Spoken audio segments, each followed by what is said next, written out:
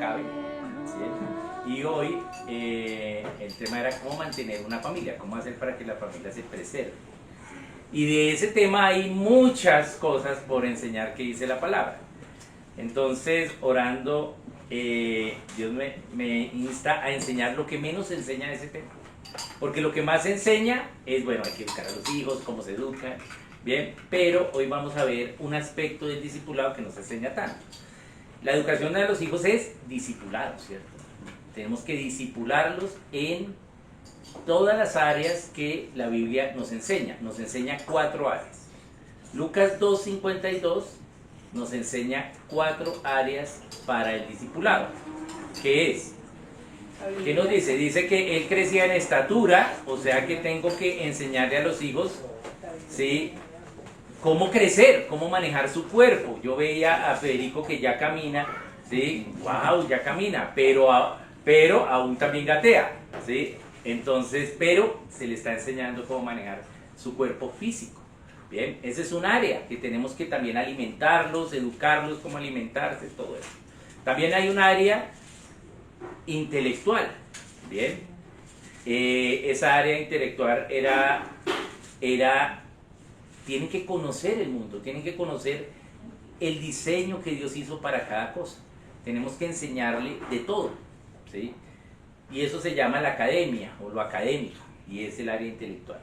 Bien, y cada uno va a saber algo de esa área, un poquito más que otros, y otros van a saber un poquito más en algún área académica que yo. También hay un área social, ¿sí? Sabiduría para con los hombres, dice ahí, cómo tratar a los demás, ¿sí? Cómo relacionarnos con los demás. Bien, entonces tenemos que enseñarles que no somos aislados ermitaños, ¿sí?, sino que tenemos que relacionarnos con otros. Y también, y sobre todo, el área espiritual. Tenemos que enseñarles de Dios y cómo vivir con Dios. Y esas son las 4 áreas que implica el discipulado. ¿Bien? Entonces los discipulamos a los hijos en esas 4 áreas. Entonces de cada una de esas áreas hay muchas cosas que hacer, que cuando deben empezar a lo académico, que cuando hay que enseñarles de Dios, y cuando hay que enseñarles teología. Bueno, cada una de esas cosas, ¿sí?, hay que hacer. Pero dentro del discipulado, ¿sí?, hay un tema que no se enseña tanto. Y en la acción de discipular es la disciplina. La disciplina es la acción del discipulado. Es decir, es estar bajo discipulado. Estoy en una disciplina donde hay unas reglas, donde hay unas leyes, donde me han enseñado esas leyes y estoy tratando de vivirlas y de cumplirlas. Eso es la disciplina. Entonces, dentro del discipulado se espera que los hijos obedezcan las leyes que se les enseña. Bien, pero ¿qué sucede cuando no obedecen? Porque son libres y pueden decidir obedecer y pueden decidir desobedecer. Entonces, ¿qué pasa cuando no?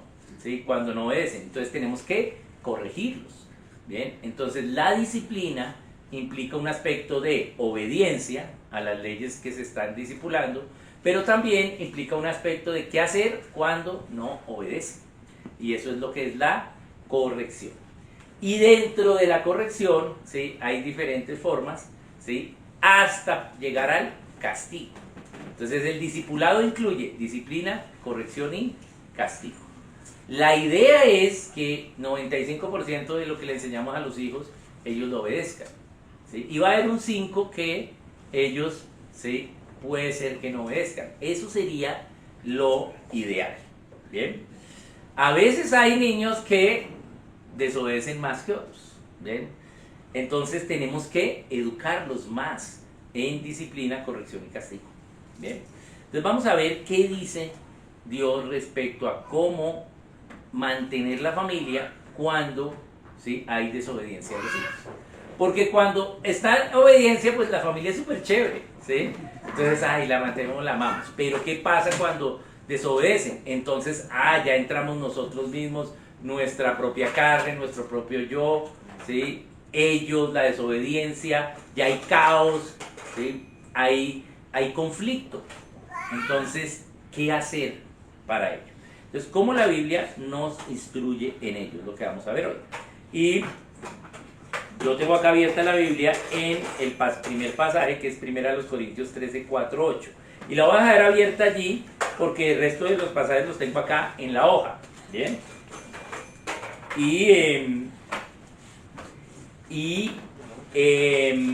Pero la dejo ahí abierta porque 1 Corintios 13 nos habla del amor.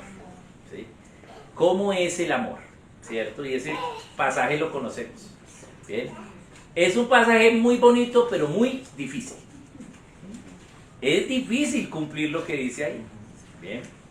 El amor se expresa de muchas formas, pero todo lo que hagamos en corrección, en disciplina, corrección y castigo a los hijos, debe ser en amor. ¿Bien? Y por eso, ¿sí? Ese es el versículo clave, tiene que ser en amor. ¿Bien? Entonces vamos a mirar que si el amor todo lo perdona, todo lo cree, todo lo recibe, ¿sí? Pues implica que el proceso de discipulado a los hijos también es un proceso de discipulado de Dios con los padres. ¿Bien? Porque debe vivirse en amor. ¿Bien? Entonces ahí vemos todas las características del amor. Y el Señor nos da cómo practicar 1 Corintios 13. Porque cuando leemos 1 Corintios 13, vemos, wow, no, es lindísimo, pero ¿cómo logramos eso? ¿Sí? Entonces en Mateo 22 está la respuesta de cómo, ¿sí?, se aplica 1 Corintios 13, que es la regla de oro, Mateo 22, 36, 40. ¿Sí? Que nos dice, ama a Dios, ¿sí?, y ama a tu prójimo como a ti mismo. Entonces, ama a Dios y hazle a los otros lo que quieren que te hagan a ti. Entonces, si tú amas a Dios, ¿qué quieres que te hagan a ti los otros? Pues el bien, lo que Dios dice. Entonces tú tienes que hacerle el bien a los otros, ¿sí? Trata a los otros como quieren que te traten, ¿cierto? Pero ese es el segundo, el primero es amar a Dios. O sea que debo tratar a los otros, ¿sí?, como Dios me dice. Y esperaría que me traten así, pero no va a ser así 100%. ¿Bien? Pero esa es la forma de vivir el amor, ¿sí? Tratar en Dios, poder tratar a los otros como quiero que me traten en Dios. ¿Bien? Yo no puedo controlar la decisión de los demás de hacerme el bien, ¿sí? Pero sí puedo controlar mi decisión de hacerles el bien y de cómo reaccionar cuando ellos me hagan el mal. ¿Sí? Bien, eso es lo que puedo controlar. Y esa es la práctica de 1 Corintios 13, Mateo 22. Entonces, educar es educar en amor a los hijos. Bien, entonces todo lo que tiene que ver con disciplina, corrección y castigo debe ser en amor. Los hijos requieren discipulado y dentro del discipulado pues se va a requerir a veces corregirlos porque van a decidir mal y también a veces castigarlos porque ¿sí?, no solo decidieron mal, sino se mantuvieron en su mala decisión. Entonces vamos a ir a Efesios 6:4. Este sí, busquémoslo. Y dice, Efesios 6:4 nos dice, y vosotros, padres, no provoquéis a ira a vuestros hijos, sino criadlos en disciplina y amonestación del Señor. Padres, no provoquen a ira a sus hijos, sino críenlos en disciplina y amonestación del Señor. Es decir, ¿cómo provocamos a ira a los hijos? Cuando no los criamos en disciplina y amonestación del Señor. Pero disciplina implica primero discipulado, ¿sí?, amor educativo. Y dentro de eso, unas excepciones que va a ser la corrección y el castigo. Pero nosotros tenemos aquí el tácito de que disciplina ya es de una vez castigamos, ¿sí? Pero recuerden que en la primaria le evaluaban a uno disciplina y conducta. ¿Sí? Son dos cosas diferentes, ¿sí? A veces había algunos que no le iba muy bien en disciplina, ¿sí?, pero en conducta no les iba mal, ¿sí? Entonces, ¿qué diferencia hay entre eso? ¿Sí?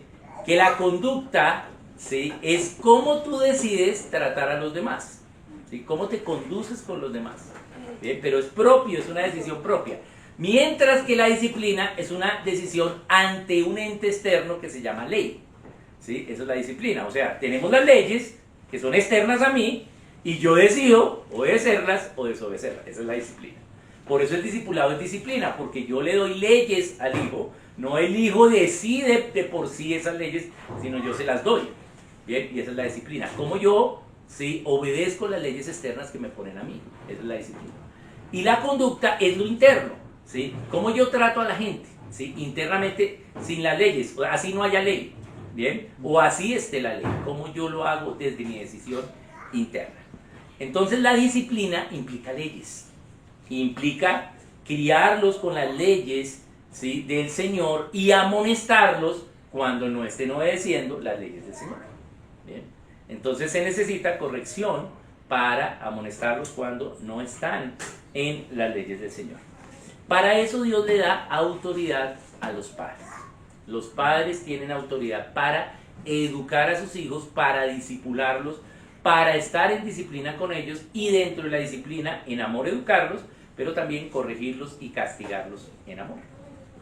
Ese es el centro de verdad. La autoridad es autoridad en amor, ¿sí? Esa es la autoridad que Dios le dio a los padres. Bien, recordemos que autoridad es la capacidad dada por el autor, el permiso dado por el autor. Eso es la autoridad. El autor es Dios, el Padre. Él hizo todo.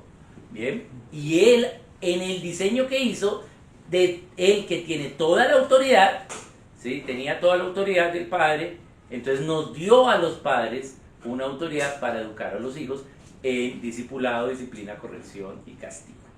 Bien, entonces esa autoridad es en amor. ¿Cuáles son los extremos de esa verdad, de ese centro de verdad de autoridad en amor, autoridad de los padres? Un extremo es sin autoridad. No tengo autoridad sobre los hijos, no los guío, son pollitos silvestres, soy el amigo de mis hijos, ¿sí? Y claro que debemos tratarlos bien, pero no estamos al mismo nivel de los hijos, ¿sí? Tenemos autoridad sobre ellos. Bien, pero entonces uno es sin autoridad y eso es amor, pero sin autoridad. Y Dios lo que diseñó fue autoridad en amor. Y el otro extremo es el autoritarismo. Es autoridad sin amor. Bien, entonces es una tiranía, una dictadura, ¿sí?, maltrato. Bien, esas son las formas equivocadas de usar la autoridad. Lo que vemos en la gente pagana es que una a tres generaciones andó en un extremo, ¿sí?, digamos en el autoritarismo, ¿sí? Nuestros abuelos les tocó así, bisabuelos, ¿sí? Y luego dicen, no, eso no sirve, vámonos al otro extremo, dejemos que mi hijo haga lo que quiera, ¿sí?, le voy a comprar todo lo que diga, ¿sí?, y no me va a preocupar tampoco, ¿sí? Tengo que ponerle límites y sobre todo que conozcan de Dios. Entonces, vamos a ver que si hay alguien que tiene autoridad en amor sobre mí, es decir, que nos ama, será fácil obedecer a quien te ama, porque si alguien te ama, te va a dar leyes, ¿sí?, para tu bien. Entonces, todo lo que es la disciplina son leyes para el bien de los hijos. Todas las leyes que vamos a educar en familia son para el bien de los hijos. Ellos deben de saberlo, pero ellos a veces por sus emociones creen que son para molestarlos. Y nosotros como padres también reaccionamos a su falta de obediencia, también en nuestra carne y también, sí, lo hacemos mal. Entonces Dios diseñó que la disciplina sea para el bien y que sea fácil obedecer, porque si las leyes son para tu bien, pues debe ser fácil obedecer. ¿Bien? Entonces el proceso de la disciplina debe ser fácil, pero estamos luchando contra la carne, ¿sí?, tanto nosotros como padres y tanto los hijos. Bien, entonces los hijos, ellos tienen la oportunidad de obedecer o desobedecer. Cuando obedecen, ¿sí?, pues van a ser libres, pero cuando desobedecen, saben que hicieron mal, porque ya le has enseñado la ley, pero además tienen la ley natural en su corazón. Su conciencia les dice, ¿sí?, que ellos han hecho mal. A veces ellos creen que la ley es incorrecta y que los padres están equivocados, sobre todo cuando llegan a la juventud. Bien, pero si de verdad quieren profundizar en la ley, en la palabra, pues van a ver que si es una ley en el Señor, pues va a ser correcta. Entonces vamos a leer qué nos dice de la disciplina Dios entonces allí. Esto está en Hebreos 12 del 6 al 8. Vamos a ir a Hebreos 12 del 6 al 8. ¿Y qué nos dice de cómo administrar disciplina a los hijos? Entonces dice, Hebreos 12, 6, 8. Hijo mío, no menosprecies la disciplina del Señor, ni desmayes cuando eres reprendido por Él, porque el Señor al que ama, disciplina, y azota a todo el que recibe por hijo. Si soportáis la disciplina, Dios os trata como a hijos, porque ¿qué hijo es aquel a quien el Padre no disciplina? Pero si os deja sin disciplina, de la cual todos han sido participantes, entonces sois bastardos y no hijos. Entonces claramente debemos disciplinar a los hijos, y la disciplina debe ser en el Señor, ¿sí? Es lo que nos dice, ¿sí? Y claramente hay un diseño de Dios para la disciplina de los hijos. Bien, entonces si no disciplinamos a los hijos, entonces no lo estamos amando, ¿sí? Porque dice que el padre ama, ¿sí?, al hijo y lo disciplina. Entonces el hijo tiene la libertad de decidir obedecer o no la ley, pero también la responsabilidad de asumir las consecuencias a su decisión. Entre más evidente sea la instrucción y más evidente sea el beneficio de la obediencia a esa instrucción, pues es más fácil obedecer. ¿Bien? Y los hijos pueden obedecer, pero también pueden desobedecer. Cuando desobedecen, entonces debemos empezar a corregir. Corregir es entre dos mínimo, ¿sí? Y regir es gobierno, ¿sí? Entonces vamos ahora, él tenía la oportunidad de gobernarse solo, autogobierno, ¿cierto? Decidir, obedecer voluntariamente. Pero como no lo hizo, entonces ahora le toca que lo corrijan. Es decir, que él y otro, su autoridad delegada, sus padres, ¿sí?, van ahora a gobernar. O sea que ahora lo va a gobernar a él no solo, sino también sus padres. Eso es corregir. Y a través de ese gobierno lo van a volver a llevar al camino correcto de la obediencia. Entonces ahí vamos a corregir. Y esa falta de obediencia, esa falta de carácter de obediencia, pues hay que corregirla. Y el primer paso para corregir es que se corrige en privado, no en público, ¿sí? En privado se corrige porque es un asunto de vergüenza. El diseño que tenemos es que somos libres para obedecer, pero también para desobedecer. Pero es tan obvio la ley que hay, la revelación de Dios que hay, pues que lo que se espera es que obedezcas. Ese es el diseño que tenemos. Entonces, por eso cuando desobedeces es un acto de vergüenza para el que desobedece y también para los padres. Entonces, por eso se hace en privado. La corrección se hace en privado. Lo que se hace en público es la exaltación del buen carácter, pero el mal carácter se corrige en privado. Entonces, no siempre estamos en privado, ¿sí? A veces estamos en público, entonces tenemos que ver cómo vamos a corregir. Bien, ¿y qué es lo que se corrige?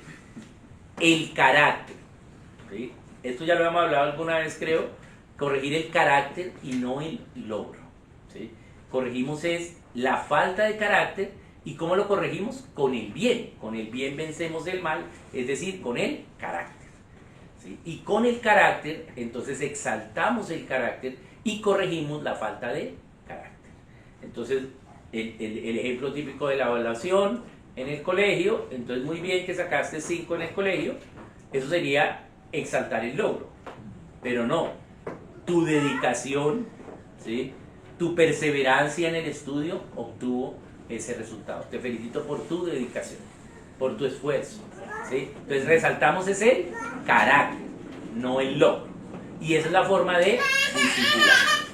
Tampoco les decimos desde antes, exaltamos el futuro del buen carácter. Esas son las palabras bonitas para decir no sobornemos a los hijos. ¿Qué quiere decir? Si te portas bien, te voy a dar esta chupeta. eso no es exaltar el buen carácter, ¿sí? Lo normal, o sea, 95% de las veces, es que obedezcas, ¿sí? O sea, se espera es que te portes bien, ¿sí? Eso es lo que se espera, ¿bien? Ahora, si te portaste súper bien, bueno, yo puedo exaltar la excelencia del carácter, es lo que exalto, ¿sí? Entonces, excelente es que excedió las expectativas, fue sobresaliente, entonces lo premio, ¿sí? Con algo, pero no le digo desde antes te voy a premiar, sino, oye, estuviste muy bien hoy, ¿sí? Vamos a comprarte un heladito, ¿bien? Pero el carácter, ¿sí? Debe exaltarse solo cuando exceda, pero no privarlos o sobornarlos con que te voy a dar esto si haces esto.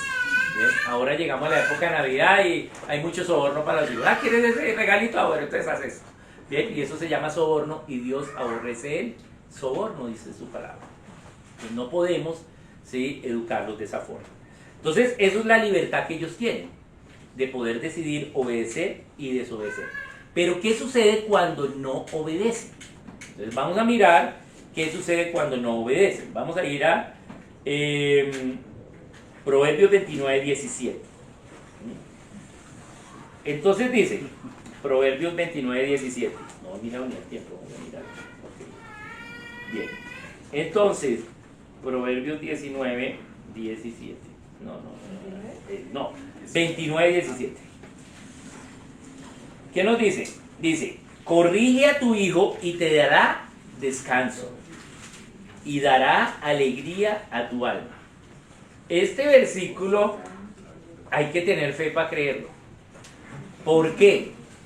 Porque va en contra de nosotros mismos, de nuestra carne. Porque dice que si corregimos a los hijos nos dará descanso y nuestra alma está alegre, ¿sí? Pero nadie quiere que tengamos que corregir a los hijos, ¿sí? Es decir, que la corrección de los hijos debe ser algo, ¿sí? En amor, e inclusive nos debe dar alegría, porque cuando nuestros hijos se equivocan, si los corregimos bien, pues se espera que no se equivoquen más. Bien, entonces aquí hay algo clave para empezar a ver la corrección, y es que la corrección a los hijos no es algo personal con los padres. Los padres no deben tomarse personal las desobediencias de sus hijos, ¿sí? Pero no lo tomamos, ¿sí? No lo tomamos personal como una ofensa ante nosotros, ¿sí? Por eso es difícil creer este versículo. Pero no debe ser personal. Ellos son individuos, por eso se llaman individuos individuales. Ellos decidieron embarrarla, decidieron no obedecer. Yo tengo que en amor llevarlos a el camino de la obediencia. Entonces no es algo personal, pero a veces no lo tomamos personal. ¿Bien? Entonces ese es el primer paso. Esta corrección nos debe dar alegría al final. ¿Bien? No es contra nosotros que ellos están desobedeciendo, sino ellos están desobedeciendo contra Dios y contra ellos mismos. Yo solo estoy poniendo las leyes que Dios me ha dicho que ponga, ¿bien? Pero esa desobediencia a esas leyes es contra Dios y se están haciendo daño ellos mismos. Cuando son jóvenes ellos no se dan cuenta, uno no se da cuenta del daño de desobedecer, ¿bien? Pero ahora uno dice, wow, ¿cómo desobedecimos? El otro día estábamos hablando sobre que iba a la patrulla una camioneta con Volco o con Platón del ejército, entonces tenían a los soldados ahí sentados en el Platón. Entonces hablamos, oye, pero ¿por qué los soldados sí a uno no lo dejan hacer eso? ¿Cierto? Hablamos sobre eso. Y claro, ¿no? Pues el ejército a veces le toca, ¿sí? Pero uno no puede subirse en el Platón ahora. Pero en los 90, 80 de mi época de joven, 80, 90 sí se podía. Y yo me fui, y nos fuimos con todos nuestros amigotes, ¿sí? Bogotá-Medellín, ¿sí? En una camioneta así, y bebiendo y haciendo cosas terribles, ¿sí? Yo no era creyente todavía, ¿bien? Y yo decía, pero ¿cómo hicimos eso? O sea, ¿cómo se nos ocurrió hacer eso? ¿Sí? Y claro, no le dijimos a nuestros papás que nos íbamos así, ¿cierto? Pero ahora yo viendo digo, eso fue muy peligroso, ¿sí? Muy, muy peligroso lo que hicimos. ¿Sí? Es ilógico haberlo hecho, ¿bien? Pero solo tiempo después tú dices, sí, así no debió ser. La ley es para mi bien y cuando desobedecemos, ¿sí? Entonces encontramos que, ¿sí? No hemos razonado, no hemos llegado a la obediencia correcta. Entonces, cuando los hijos no obedecen, hay que corregirlos. No es algo personal, ¿sí? Pero tampoco esa corrección es maltratar a los hijos, ¿sí? Dios tiene unas formas para la corrección de los hijos, es en amor, ¿sí? Y hay diferentes formas, ¿sí? Y las vamos a ver. ¿Qué dice la Biblia de cómo corregir a los hijos y cómo castigar a los hijos? Bien, entonces hay padres humanitarianistas que dicen, no, yo a mis hijos sí no les voy a pegar, ni yo sí no los voy a hacerlo. Entonces se van al otro extremo de que tampoco los corrigen, ¿sí? Y hay que corregirlos. Entonces, Dios tiene unas formas para corregir, inclusive hasta llegar al castigo, ¿sí? Con dolor físico. Bien, entonces vamos a mirar cuáles son esas formas. Bien, lo primero, para que obedezcan debemos darle instrucciones, pero esas instrucciones deben ser claras, precisas, con consecuencias en ese momento que ya se les hayan dicho y también, ¿sí? Asegurando que hayan entendido. Bien. A veces los padres, como somos adultos y pensamos como adultos, y principalmente los padres hombres, los papás, creemos que los hijos son adultos y los hijos son niños, todavía no entienden. Pero también los niños, ¿sí? Muchas veces, ¿sí? Viven más por emociones que por razonamiento y entonces pues también por eso no obedecen. Entonces tenemos que dar instrucciones claras, precisas, con consecuencias, asegurando que ellos hayan entendido. A veces tú das la instrucción y crees que como tú la entiendes, entonces ellos también tienen que entenderla y a veces no la entienden. Bien, bien, entonces tenemos que darle ello. ¿Qué nos dice Proverbios 1.8? Vamos a ir a Proverbios 1.8. Ahí está cerca la anterior. Y nos dice, oye, hijo mío, la instrucción de tu padre y no desprecies la dirección de tu madre. Bien, y este es un versículo muy importante para la disciplina, ¿sí? Las instrucciones generales, ¿sí? Van a ser edificadas por el padre. No quiere decir que el padre sea el único que dé instrucciones, pero van a ser sembradas en el corazón de los hijos por el padre. Y cómo vivir con esas instrucciones en el día a día va a ser, ¿sí? Llevado, guiado por la madre. Entonces los hijos no deben despreciar esas instrucciones y esas direcciones de los padres. ¿Qué pasa entonces cuando desobedecen? Los hijos son niños, ¿sí? Están aprendiendo a razonar, a pensar, a tomar decisiones sensatas, ¿sí? Son jóvenes, ¿sí? También están aprendiendo a dominar sus propios pensamientos y producir decisiones de conciencia. Entonces, puede ser que no obedezcan. ¿Qué tengo que hacer? Darle instrucción, pero también estar pendiente de recordarles. Bueno, recuerda esto, cómo vas con esto, cómo vas, ya lo hiciste. ¿Sí? No es solo una instrucción y ya como a un adulto o como a un empleado. ¿Sí? Bien. Sino, tengo que recordarle. ¿Sí? Tengo que a veces ayudarlo. Entre más pequeños tengo que ayudarlos más a que puedan obedecer. Bien. Entonces, también debemos estar seguros de que ellos puedan cumplir esa instrucción. Hay instrucciones demasiado grandes para ellos, puede ser, ¿sí? Y debo saber que ya los he capacitado en ello y que ya lo pueden cumplir. ¿Bien? No es cualquier instrucción. Entonces debo saber ello. Y a veces, inclusive puede ser que mi instrucción, ¿sí? Esté mal, porque dice en el Señor. Puede ser que los esté instruyendo o direccionando a algo que no es en el Señor, ¿sí? O puede ser que sí, que sea en el Señor, pero que haya información que yo no conozco, ¿sí? Por lo cual ellos no pueden obedecer esa instrucción. Entonces Dios da un derecho a los hijos, que es el derecho a la apelación de las instrucciones de los padres. Bien. Recuerden que cuando unos padres dar instrucciones, no siempre conoces la verdad de todo. No siempre estás con los hijos todo el tiempo. Puede ser que ellos aún no puedan obedecerlo en el tiempo que el padre quiere. Porque tienen otra instrucción, porque deben hacer otra cosa antes para ahí sí poder hacer esta instrucción. Bien, entonces ellos tienen que tener el derecho a apelar. ¿Sí? Entonces pueden apelar la instrucción de su padre. Apelar no es autorización para desobedecer.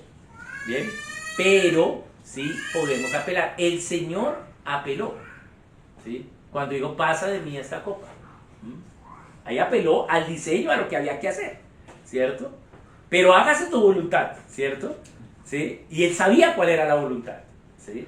Pero, ¿sí? Ahí vemos una apelación. ¿Cómo es la apelación? La apelación es que el hijo debe preguntar, ¿sí? ¿Puedo apelar la instrucción? ¿Sí? Es decir, hay algo que yo no sé, como padre, pero el hijo, al pedir permiso para apelar, y tenemos que enseñarles que ellos pueden apelar, ¿sí? Entonces, estar reconociendo la autoridad de sus padres. ¿Sí? Entonces, ¿por qué vas a apelar? Cuéntame. No, es que lo que pasa es que no sabía. Bueno, entonces no lo hagas todavía, sino después. ¿Bien? ¿Correcto? Entonces, los hijos tienen el derecho a apelar, pero solo una apelación. ¿Sí? Solo, no es apelar todo el tiempo, entonces no hacemos la obediencia. Entonces, ellos tienen el derecho a apelar. Hay que enseñarles desde pequeños que pueden apelar. Pero para apelar tienen que tener argumentos. ¿Sí? No voy a apelar porque no quiero. ¿Sí? O tienes que almorzar, voy a apelar porque no tengo hambre. No, es que no almorzamos porque te casamos. ¿Sí? Bien. Porque el hambre es a partir de 40 días. El resto es apetito. ¿Sí? ¿Cierto? Entonces, si tienes hambre es que llevas 40 días sin comer. Porque el Señor tuvo hambre después de 40 días. De resto solo es apetito, tienes ganas de comer. ¿Sí? Entonces, para apelar hay que tener un buen argumento, hay que tener una evidencia. ¿Bien? Pero él puede apelar. ¿Bien? Entonces, tú le das la instrucción, comprueba si el hijo obedece. Si el hijo obedece, pues qué bueno, chévere, ¿sí? Bien, va a tener buenas consecuencias, va a tener beneficios, ¿sí? No siempre van a ser premios, sino solo cuando es exaltado su excelencia, ¿bien? Pero va a tener bien, va a ir bien en su vida. Pero ¿qué pasa cuando desobedece? ¿Sí? Entonces, debe corregirlo. Y hay 4 acciones que nos da la Biblia para corregir la desobediencia. Vamos a empezar por el entendimiento de la desobediencia de parte de Dios, ¿sí? Respecto a los hijos. Vamos a ir a Deuteronomio 21, 18 y 19. Es un versículo durísimo. Deuteronomio 21, 18 y 19 es de donde partimos para entender lo que Dios dice respecto a la desobediencia de los hijos. Dice, si alguno tuviere un hijo contumaz y rebelde, que no obedeciere a la voz de su padre ni a la de su madre, habiéndole castigado, no les obedeciere, o sea, ya llegaron hasta el castigo y nada, ¿sí? Entonces lo tomarán su padre y su madre y lo sacarán ante los ancianos de su ciudad y a la puerta del lugar donde viva. ¿Bien? Y lo apedrearán. ¿Sí? ¿Cierto? Es lo que dice ahí después. Ese es el nivel de desobediencia, desde ahí vamos a partir. Hoy en Cristo ya esta ley no está vigente. ¿Por qué? ¿Sí? Porque Dios puso una ley, el Señor Jesús puso una ley, esa ley está en Juan 8:7, que nos dice, el que de vosotros esté sin pecado, lance la primera piedra. Por lo tanto, la muerte por lapidación no es un principio bíblico cristiano, es un principio bíblico pero no cristiano, ¿sí? Porque la ley cristiana, entonces, cambió esa ley que estaba en Deuteronomio por la ley de Juan 8:7. O sea que, ¿qué pasa si tenemos un hijo contumaz? Ya no lo podemos sacar ahí a la puerta y agarrarlo a piedra. ¿Sí? Antes podíamos hacerlo. Ese era el nivel de la desobediencia. Pero ya no podemos hacerlo. ¿Por qué? Porque en Cristo nos dio formas para lidiar con la desobediencia de los hijos y que no lleguen a ser contumaces. Y eso es una buena noticia. Entonces lo máximo que pueden llegar nuestros hijos a ser es necios, ¿sí? Pero no contumaces. Entonces vamos a mirar ¿sí? ¿Cuáles son los 4 niveles para corregir a los hijos? El primero, primero está en 2 Corintios 10:6. Primer nivel de corrección a los hijos. O sea, ya los hijos desobedecen, ¿cómo vamos a corregir? 2 Corintios 10:6 nos dice: y estando prontos para castigar toda desobediencia. Pablo le está hablando a la iglesia, pero nos está dando un principio. La desobediencia hay que prontamente castigarla, ¿sí? Prontamente resolverla. El primer nivel de desobediencia, ¿sí? Entonces hay que corregirlo rápido. Eso es lo que llamamos desobediencia. O sea, la cualidad de carácter es obediencia, y lo primero que faltamos a la cualidad de carácter obediencia es el primer nivel, que es la desobediencia. La desobediencia se puede dar por muchos factores. Por una tontería, sobre todo los pequeños, tonterías accidental. Segunda de Corintios 16, ¿sí? Tengo malas citas. Sí, segunda de los Corintios. Sí. Bien. Entonces, si la desobediencia fue accidental, por ejemplo, ¿sí? O sea, se le dijo algo, pero fue accidental que no obedeció. Tenemos evidencia que no quiso desobedecer, sino que fue algo accidental. Tenemos que darle una nueva oportunidad. Bien. Porque Dios siempre tiene nuevas oportunidades. Siempre hay una segunda oportunidad. Nuevas son cada mañana sus misericordias, nos dice Lamentaciones 3, capítulo 3, ¿cierto?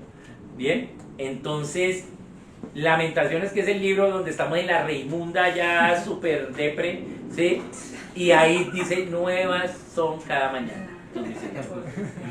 Entonces, siempre hay oportunidad, pero no siempre tienes todas las oportunidades, porque también dice irreprensibles. ¿Y qué quiere decir irreprensibles? Que para ciertos asuntos no siempre tienes todas las oportunidades. Irreprensibles es 2 oportunidades nomás. O sea, tienes una oportunidad de desobedecer, desobedeciste, pecaste, bueno, te vamos a dar una segunda, pero no tienes tercera, ¿sí? Eso es irreprensible. ¿Qué es irreprensible? Que no se pueda volver a reprender, ¿sí? Entonces, eso quiere decir que se reprendió una vez, ¿sí? Pero que no va a haber una segunda vez para reprenderte, ¿sí?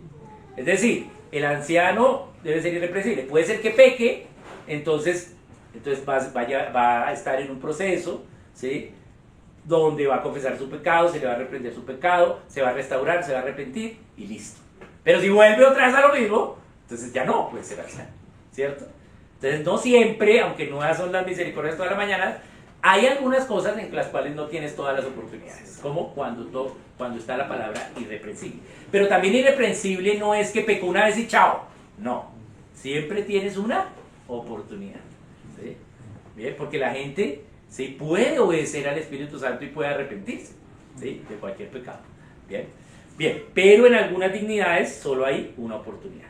En el caso de los hijos hay muchas oportunidades, todas, hasta que tengan 20 años, ¿sí? Entonces hay que ser pacientes y podemos darles oportunidad. Eso es accidental, entonces nueva oportunidad. Equivocación, se equivocó, o sea, tampoco quería, pero sí la embarró, lo hizo mal, ¿sí? Podemos darle una nueva oportunidad, también puede ser por equivocación. Ya te había enseñado que era así, ay, pero no, estuve inseguro en ese momento, me distraje, algo pasó, fue fortuito, me equivoqué. Entonces, bueno, una nueva oportunidad. Ahí tenemos que ser pacientes, controlar la ira, todas estas cosas. Bien, bien. Pero, y hay una tercera forma de desobedecer, y es la procrastinación, ¿sí? Es cuando tú les dices, en 5 minutos vamos a cenar, ¿sí? Y ya voy, y siguen haciendo lo mismo. Entonces, ahí ya empieza a haber actitud. Ya tenemos que ejercer gobierno.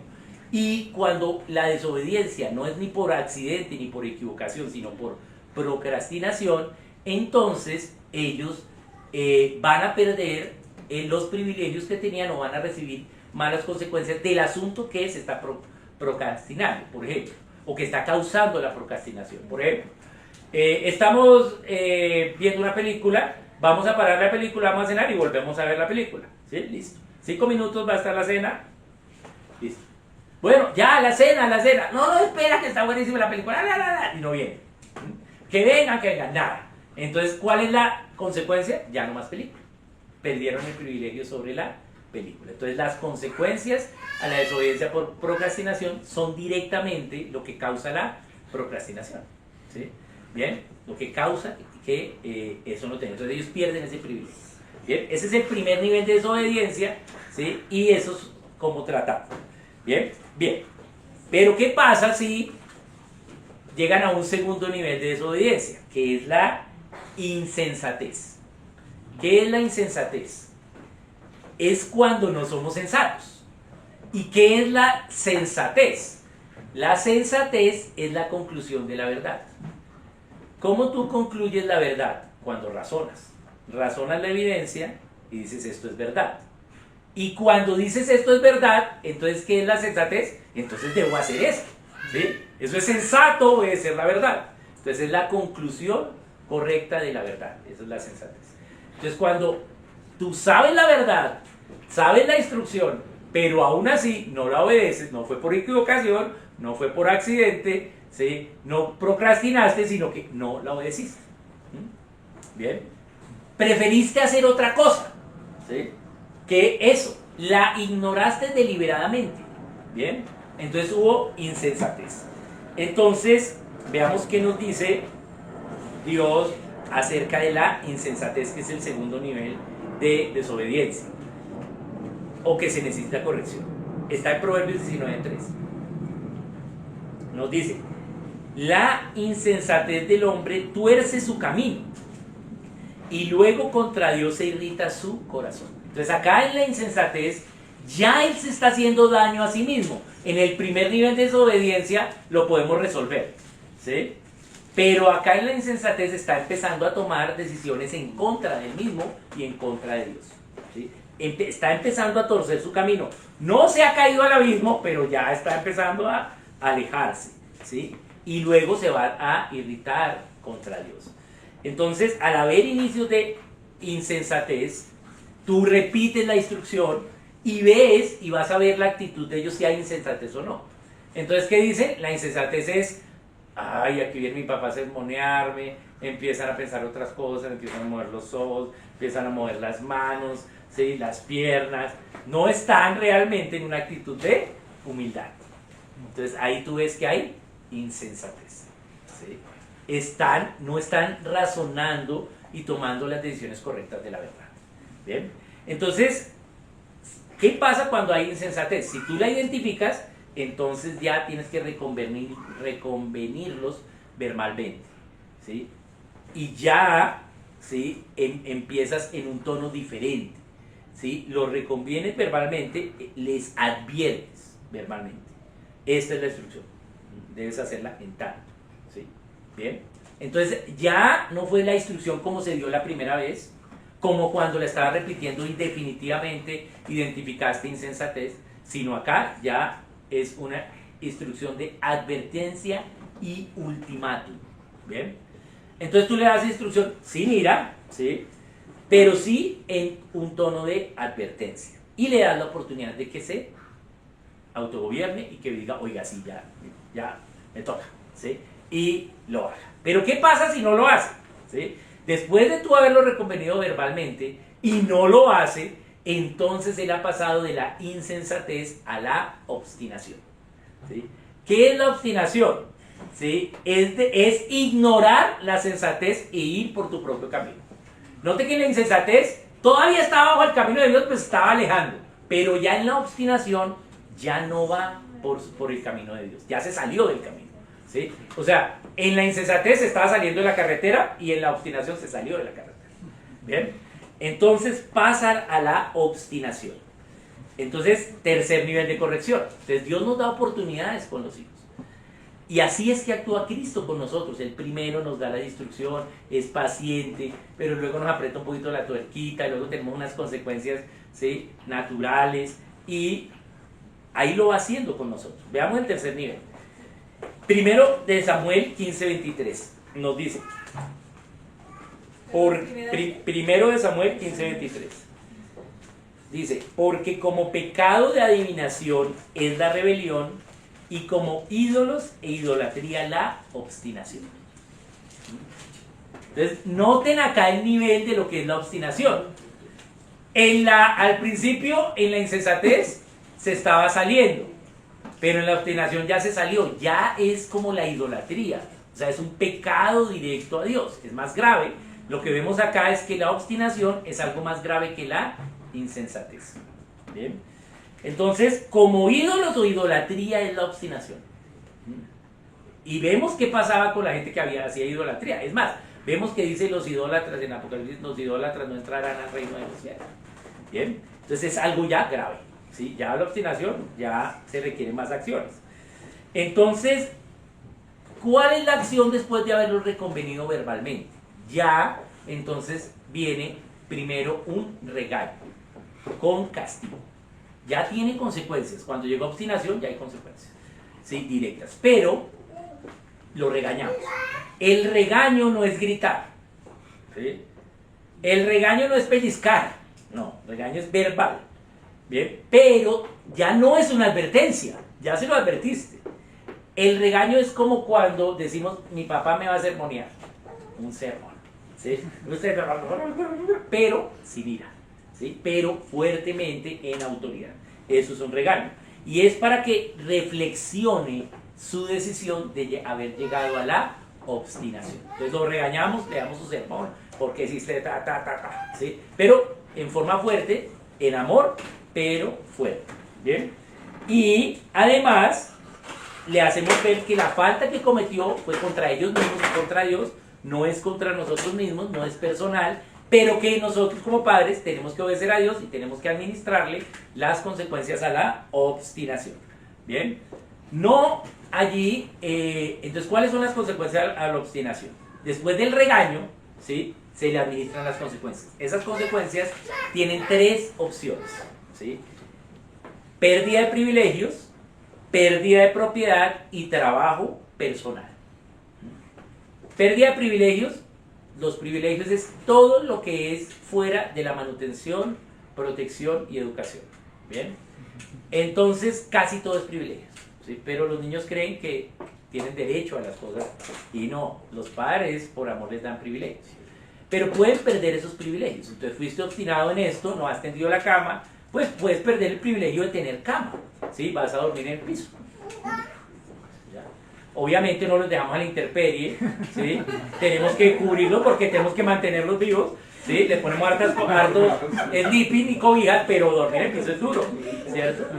Bien, pérdida de privilegios. Entonces, tiene el celular y el celular es... ¿Laurita está aquí? Ah, sí, sí está. El celular es después del almuerzo, ¿sí? Pero lo tiene antes del almuerzo. Entonces, una pérdida es el derecho al uso del celular en el día. ¿Ya? Eso es una pérdida de privilegio porque el celular es un privilegio. ¿Bien? Entonces, puede perder privilegios. ¿Bien? Aquí se difiere a la que vimos de la desobediencia primaria, porque aquí las consecuencias pueden ser directas o indirectas.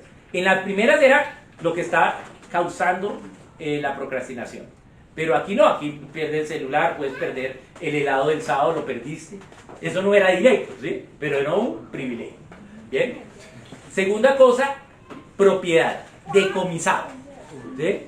La propiedad es, perdiste la propiedad, decomisado una semana, ¿sí? O hasta perderla para siempre. ¿Bien? Pierdes propiedad. Porque aunque sean de los hijos de la propiedad, los padres pueden expropiar esa propiedad. ¿Sí? Entonces los van a expropiar porque no saben administrar esa propiedad y esa propiedad le está causando obstinación. Entonces perdió la propiedad. Juega balón todo el día en la casa, entonces ¿qué pasa? Pues perdió la propiedad de balón. ¿Sí? ¿Cierto? Entonces puede perder propiedad. Y la otra, trabajo personal, que es la que más me gusta a mí, es que cada uno tiene que lavar el plato, pero como tú estás obstinado, ahora le lavas el plato a toda la familia. Esa no le gusta a nadie, ¿sí? Porque es usar energía, ¿sí? En otras cosas. ¿Bien? Entonces, aquí en obstinación administramos estos tres tipos de consecuencias. Con estas consecuencias se espera que la persona reflexione de su obstinación y no siga en obstinación. Cuando estás lavando el plato de tus hermanos que no quieres lavárselo, ¿qué te está diciendo Dios? ¿Ves? Tienes que obedecer, pero también Satanás está ahí trabajando. Pero tú dices, no, no quiero volver a lavar plato, bueno, está bien, me voy a autogobernar. ¿Bien? Entonces, note que aquí todavía no hay castigo con dolor físico y vamos en la obstinación. Pero ¿qué pasa? Que bueno, listo, le tocó la consecuencia, lavó los platos, pero al otro día volvió a hacer lo mismo. O sea que sigue obstinado, ¿sí? Entonces ya pasar de la obstinación al cuarto nivel, que es la necedad.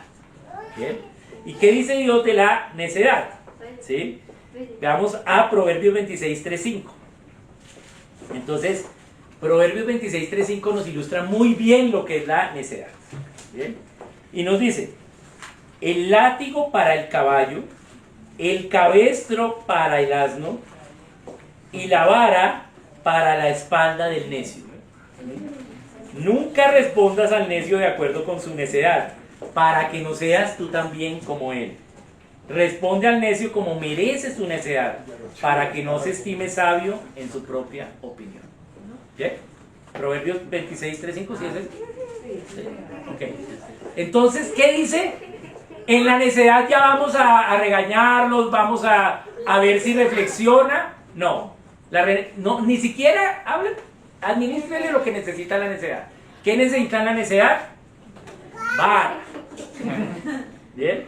Varita. ¿Bien? Entonces, aquí tenemos una varita. Cuando llegan a la necedad, o sea, permaneció en su obstinación, ¿qué dice la Biblia? Castigo con dolor físico. ¿Bien? Pero no es agarrarlo a palo, a cable de plancha, ¿sí? A manguera fría, agua fría, ¿sí? A pellizco. No, eso no es el principio bíblico. ¿Cuál es el principio bíblico de la vara? La vara es el principio bíblico, porque la vara es un instrumento entre ellos y nosotros como padres, ¿sí? No es algo personal, ¿sí? Es que ellos fueron necios, ¿y qué se merece? Castigo con dolor físico. ¿Qué es ser necio? Necio es ser como un caballo o un burro, un asno, ¿sí? Dejó de razonar, ya es como un animalito. ¿Y qué toca con los animalitos? Varita, ¿sí? Usted quiere educar a un perro, compre periódico, y usted le hace así con el periódico, ¿le duele al perro? No le duele, ¿sí? Pero ¿qué siente? El sonido, ¿sí? Y sabe que lo estás castigando por su necedad. Y por eso se necesita castigo con dolor físico. Entonces el principio es la vara. Un extremo es agarrarlo a palo, a plancha, a todo eso, cable de plancha, ¿sí? A cachetadas, a puños, a todo eso. Eso no lo diseñó Dios. Eso es maltrato físico. Y el otro extremo es no administrar castigo con dolor físico cuando son necios, ¿sí? Ignorar la necedad. ¿Bien? Entonces, la Biblia nos dice que para la necedad, ¿sí? Hay que dar varita, ¿sí? Pero ¿cómo se da varita? La aplicación de vara es un acto de amor. En privado, porque es algo de vergüenza, y ese castigo con dolor físico, ¿sí? No lo va a llevar a que ya no solo sienta las emociones, sino sienta en su cuerpo también. Entonces diga, uy, sí, estoy mal. Bien, bien. Entonces, solo la necedad, que es el cuarto nivel, es la vara. Bien. Hay padres cristianos que puede ser vara para todo y no. Tenemos que pasar por estas cuatro. Lo que pasa es que a veces en 10 minutos ya pasaste por las cuatro, ¿sí? Porque el hijo desobedeció, fue insensato, obstinación y llegó a la necedad. Ya tocó. Bien. Veamos qué dice Proverbios 19:18. Proverbios 19:18 nos dice: castiga a tu hijo en tanto hay esperanza, mas no se apresure tu alma para destruirlo. Entonces, el castigo ya es el dolor físico. Todo lo otro que hemos visto, los tres primeros, es corrección.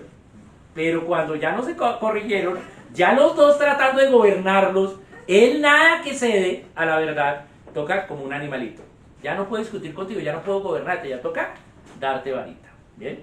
Entonces, varita no es agarrarlos a palo, ¿sí? La Biblia da instrucciones de cómo administrar la varita. ¿Desde cuándo se da varita? No hay una edad, porque no hay una edad para la necedad. No es que desde los 3 los niños empiezan a ser necios, no. ¿Sí? Bien. Pero deben ser necios. O sea, Debe saber que está necio el hijo, no que está desobedeciendo o que se equivocó. Tienes que llegar a agotar todos esos pasos para saber, está en esa edad, ya toca vara. Entonces, ¿cuál es la edad para la varita? La necedad. ¿Sí? Cuando haya necedad, ya tienes que aplicar varita. Pueden ser pequeños, ¿sí? Y hasta los 19 años. Una vez tienen 20, ya no puedes aplicarles vara. Así sigan viviendo en tu casa. Porque ya son adultos. 20 años menos un día. Sí, hasta los 20 años menos un día puedes darle ahí la vara de espíritu. Pero a los 20 ya no, porque ya están bajo otra vara, que es la vara del corazón. Ya como adultos estamos bajo la varita de Dios en el corazón. Y en el corazón duele más que en la pompa. ¿Bien?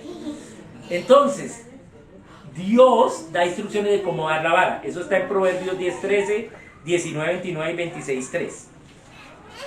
Entonces, dice, ¿dónde? En los lomos. ¿Qué son los lomos? Desde la mitad de los glúteos hasta la mitad de la espalda. Entonces ahí usted puede dar varita, ¿sí? En cualquiera de esa altura. En los glúteos, Proverbios 10:13, 19:29 y 26:3. 10:13, 19:29 y 26:3. En los glúteos duele menos, ¿sí? A medida que va subiendo duele más, ¿sí? Entonces usted dice, vamos a ver, ahí tiene una escala, a ver dónde le da la vara. Y la vara es el único instrumento de castigo para los hijos, no hay otro. Este es el único, ¿sí? Lo otro es perder privilegios, ¿sí? Pero castigo con dolor físico es la vara. Entonces, cada hijo pues debe tener su vara y es una cuestión individual. Esta es la varita de Laura, ¿sí? Bien, entonces acá tengo la vara de Laura. ¿Y cómo se da la vara? Pues tiene que estar el niño de pie o para pues poder darle la vara.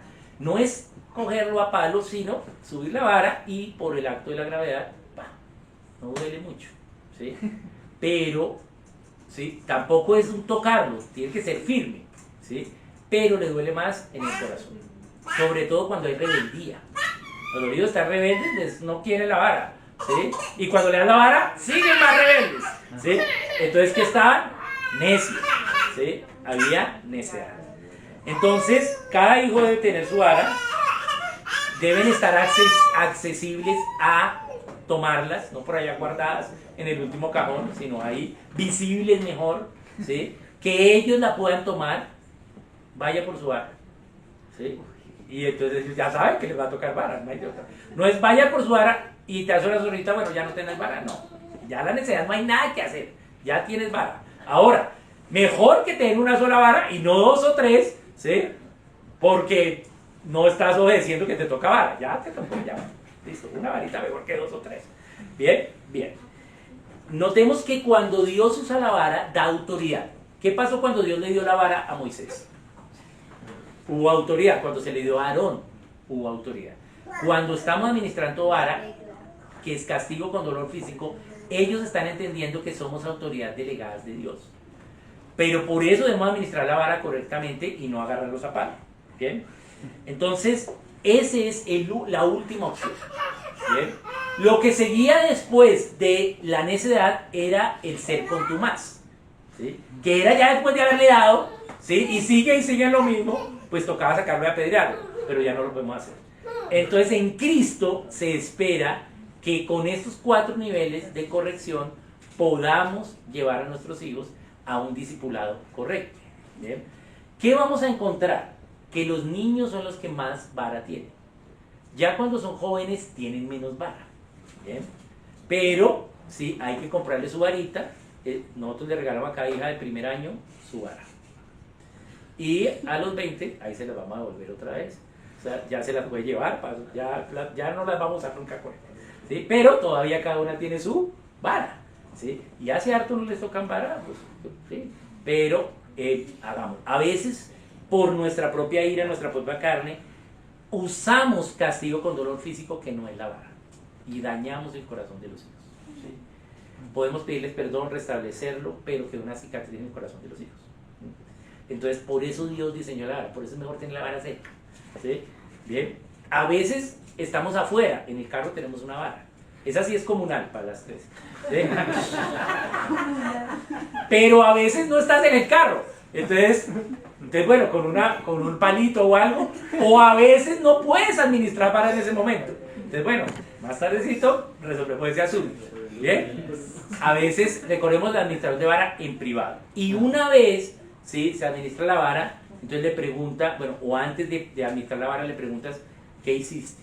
¿Qué dice Dios? ¿Qué pasa con la necedad? ¿Qué debo hacer entonces? Darte vara, ¿cierto? Ok, entonces vamos a la vara. Y luego, si el hijo le damos oportunidad de que pida perdón, se arrepienta, si el hijo lo hace, lo abrazamos, bienvenido, y ya, se olvidó eso. ¿Sí? Pero el hijo puede quedarse rebelde, ¿bien? Y le diste vara y sigue, ¿sí?, rebelde. Entonces, hay que hacer, tratar de, ¿sí?, volver a razonar con él. ¿Sí? A veces si uno vaya allá a la esquina y mire la pared, no lo podemos dejar solo. Porque cuando nosotros somos necios ante Dios, ¿qué hace Dios? ¿Nos deja solos? No, nos acompaña, ¿cierto? Él no deja esa oveja por allá botada, Él va y está con ella. Entonces, vaya solo allá, siéntese en la sillita de la reflexión. No, porque ¿qué pasa cuando lo dejamos solo? ¿Quién le acusa? Satanás. Lo estamos exponiendo al enemigo a que le acuse. Si ve, y su familia es que es cristiana y dándole vara, ¿sí? ¿Sí? O si ve tal cosa. Entonces, hay que acompañarlo. Muchas veces el hijo va a seguir en rebeldía ahí, en ese momento. ¿Sí? Bien, entonces hay que orar y tienes que ver alguna causa más profunda para ello. Bien, hay que mirar entonces qué está pasando en alguna de esas 4 áreas de Lucas 2:52. Entonces, Dios quiere que cada uno entendamos, ¿sí?, que a veces los hijos van a llegar hasta la necedad. La vara es como un arma, hay que tenerla para nunca querer usarla, o como el airbag del carro, hay que tenerlo para nunca querer usarlo. ¿Bien? Entonces hay que tenerlas, pero nunca queremos. Dios nos da suficiente forma para que no lleguemos a la vara, pero a veces pues toca. Bien, entonces dice Proverbios 13:24, estos son los 2 últimos. Dice, el que escatima la vara odia a su hijo. Odia a su hijo. El que escatima la vara, o sea, el que no le da vara cuando tenga necedad. ¿Sí? Más el que lo ama, lo disciplina con diligencia, o sea, que le da vara diligentemente cuando tenga necedad, no todo el tiempo. Entonces, la necedad va a ser la excepción. Podríamos resolver todos los asuntos sin vara, ¿sí?, pero a veces hay necedad. ¿Bien? Bien. Entonces, una vez que el hijo ha entendido, ¿sí?, entonces, pues se abrazan y listo. No se vuelve a recordar eso, ¿sí?, porque ya el hijo se arrepintió, entendió, pidió perdón. Puede ser que vuelva a equivocarse en lo mismo y vuelva a llegar a la necedad, requiere otra vez vara, ¿sí? Bien, pero a nadie le gusta que le den varita, ¿sí? No es chévere. Entonces, ¿sí?, eso va a hacer que ese castigo con dolor físico, que ni siquiera duele mucho, duele un poquito, ¿sí?, los va a hacer reflexionar un poco. Bien, en 2 de Samuel 7:14 dice, yo le seré a él padre y él me será a mi hijo, y si hiciere el mal, yo le castigaré con vara de hombres y con azotes de hijos de hombres. Entonces, ¿cuándo el hijo está haciendo el mal? Solo cuando es necio. De resto, ¿sí?, está cometiendo mal, pero no lo está produciendo, no está generando una raíz de actuar en contra de Dios. En la desobediencia no obedeció, múltiples causas. En la insensatez no está en contra de Dios, pero se está saliendo de la carretera. En la obstinación cree que él puede por su propia sabiduría, ¿sí?, pero en la necedad sí está en contra de Dios. Bien, y ese es hacer el mal. Entonces es lo que nos dice 2 de Samuel 7:14. Bien, entonces una vez el hijo pide perdón, entonces bienvenido, está bien, entonces tú tienes que estar orando porque fue lo que pasó con esa necedad del hijo, ¿sí?, y ver qué sucede, pero también es un tiempo de darnos cuentas. Isaías 1:18 que nos dice, venid tú y razonemos, démonos cuentas, ¿cierto? Si vuestros pecados fuesen como la grana, como la nieve, serán emblanquecidos. Si fueran rojos como el carmesí, vendrán a ser como blanca lana. ¿Sí? Entonces ya estaba rojo su pecado y ahora está blanco. Ya, listo, seguimos la vida sin problema. Bien, bien. ¿Qué pasa si después de la vara nada, sigue rebelde, tú tratas de razonar con él? No, ¿sí? Entonces tenemos que orar, ¿sí? Y acompañarlo, ¿sí? Pero no dejarlo abandonado. No puedes estar todo el tiempo con él, ¿sí? Entonces ya vuelves a la vida, estás orando y estás viendo cuál es la raíz, entonces que está llevando a esto. Pero puede ser que el hijo después diga, oye, sí, yo pido perdón, inmediatamente lo abrazas, le dices bienvenido y ya, se superó el asunto. Bien, la vara protege al hijo de la vara de la espada del gobierno. La vara protege al hijo de la espada del gobierno. Si el hijo no recibe vara en su necedad, cuando sea adulto, ¿sí?, el gobierno le va a dar espada por su necedad, ¿sí?, hasta la cárcel. ¿Bien? Entonces es mejor una pequeña varita que, ¿sí?, tiempo en la cárcel o espada del gobierno. ¿Bien? El desafío es cómo podemos nosotros entender cómo educar a los hijos cuando desobedecen. ¿Bien? Nosotros no fuimos educados con vara, yo creo que aquí pocos. ¿Sí? ¿Sí? Algunos sí. Con vara no, con palo y con. Era un tronco. ¿Sí? Era un riel. ¿Sí? Chancla. Entonces, no fuimos bendecidos en la corrección. ¿Sí? Pero qué bueno que podamos bendecir a nuestros hijos en la corrección, ¿sí?, de castigo con dolor físico con vara, ¿sí?, y no como nos tocó a nosotros de pronto. ¿Bien? Ese es el desafío. Porque Dios sí tiene provisión y Él ha provisto, ¿sí?, las formas de lidiar con el castigo de los hijos cuando se necesita castigo con dolor físico. ¿Bien? Y ese es el depósito que ha dado a los padres, poder administrar inclusive el castigo con dolor físico. ¿Bien? Cuando la gente entiende la vara, pues ya entiende que no es maltrato, ¿sí?, porque realmente no duele un poquito, pero no es que duela tanto. ¿Sí? Tiene que ser firme, pero no es agarrarlos a palo. ¿Bien? Bien. Además, duele mucho menos allí que en los brazos, en las manos, en la cara. ¿Bien? Bien. Entonces, ese es el desafío que tenemos, ¿sí? Y si vemos que pasa algo más, tenemos que hacer guerra espiritual, orar, que Dios nos revele qué está sucediendo. ¿Bien?